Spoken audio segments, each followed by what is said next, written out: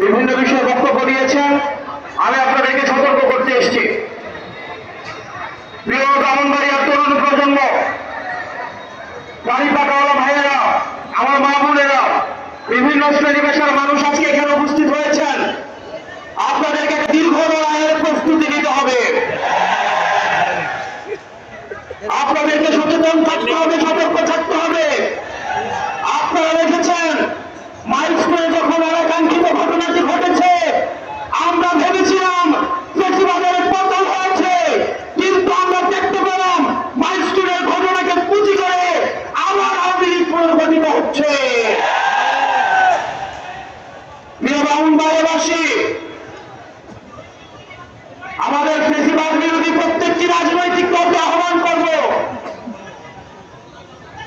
বাংলাদেশের স্বার্থে, আপনার রাজনীতির স্বার্থে, বৃহৎ বাংলাদেশের স্বার্থে ফেসিবাদ বিরোধী প্রত্যেকটি রাজনৈতিক দলকে ঐক্যবদ্ধভাবে আওয়ামী লীগকে মোকাবেলা করতে হবে।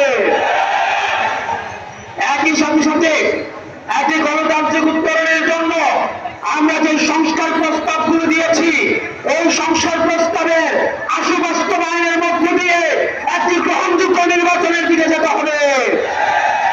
সেটির পূর্বে দৃশ্যমান বিচার এবং সংস্কার নিশ্চিত করতে হবে। আমাদের আপার হাউসে অবশ্যই ফিয়ারি নিশ্চিত করতে হবে। প্রিয় ব্রাহ্মণবাড়িয়াবাসী, আমাদের অতীতের শাসকরা আমাদের একটা ভঙ্গুর স্বাস্থ্য ব্যবস্থা দিয়ে গিয়েছে। আপনি রাস্তায় বের হন, আপনি বাসে চাপা পড়ে মরবেন, আপনি হসপিটালে যান, চিকিৎসার অভাবে মারা যাবেন, আপনি বিমান দুর্ঘটনায় মারা যাবেন, লঞ্চ দুর্ঘটনায় মারা যাবেন। বাংলাদেশের একটি স্বাভাবিক মৃত্যুর নিশ্চয়তা এই রাষ্ট্র আমাদেরকে দেয় নাই। আমরা একটা স্বাভাবিক মৃত্যুর নিশ্চয়তা চাই। এই রাষ্ট্রের কাছে, অন্তর্বর্তীকালীন সরকারের কাছে আমরা চেয়েছিলাম একটা পুনর্গঠিত রাষ্ট্র ব্যবস্থা। দুঃখজনক বিষয় হচ্ছে, আমাদের সাবেক স্বাস্থ্যমন্ত্রী ছিল ইংরেজিতে অনার্স, আমাদের বর্তমান স্বাস্থ্যমন্ত্রী হচ্ছে বাংলায় অনার্স।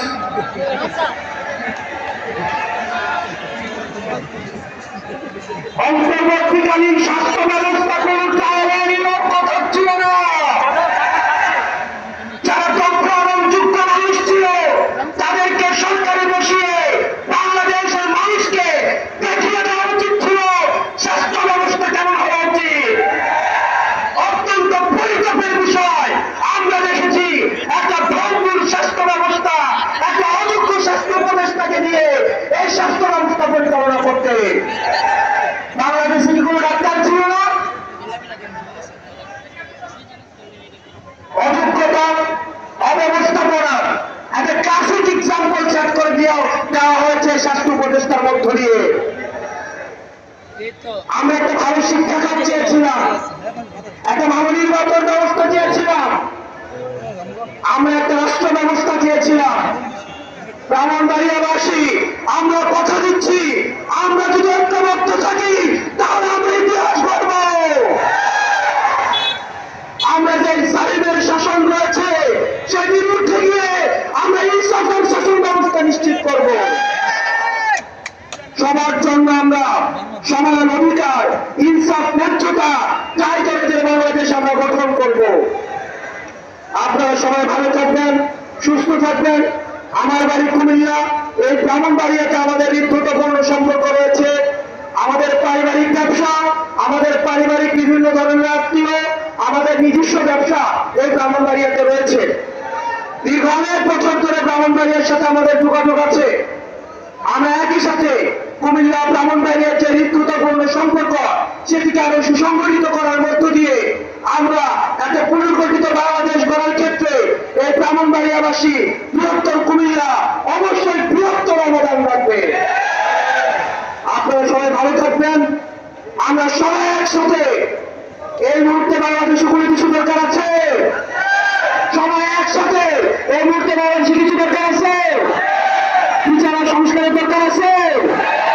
আমি বলব বিচার আর সংস্কার এই মুহূর্তে দরকার। সবাই বলবেন বিচার এবং সংস্কার এই মুহূর্তে দরকার। বিচার এবং সংস্কার এই মুহূর্তে দরকার। ইনকিলাব ইনকিলাব এনসিপি এনসিপি প্রত্যেকটা উপজেলায় প্রত্যেকটা ইউনিয়নে প্রত্যেকটা ওয়ার্ডে এনসিপির কমিটিগুলোকে সুসংগঠিত করুন।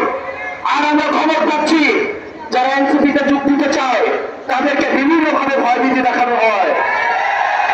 উপরে আমরা নিচে মাটি সালিমের শাসন কবল হয়েছে। এনসিপির কোন নেতা কর্মীর দিকে চোখ দিয়ে দেখাবেন না। আমরা গণতান্ত্রিক উত্তরণের জন্য একটা রাজনৈতিক দল আরেকটা রাজনৈতিক দলকে আমরা সহযোগিতা করব, কিন্তু পরশ্রীকাতরতার প্রতিহিংসার রাজনীতি বাংলাদেশে পুনর্বাসন হবে না। আপনারা ভালো থাকবেন, সুস্থ থাকবেন। এনসিপির প্রত্যেকটি নেতা কর্মীর জন্য শুভকামনা। আমরা একসাথে বাংলাদেশ করব। আসসালামু আলাইকুম।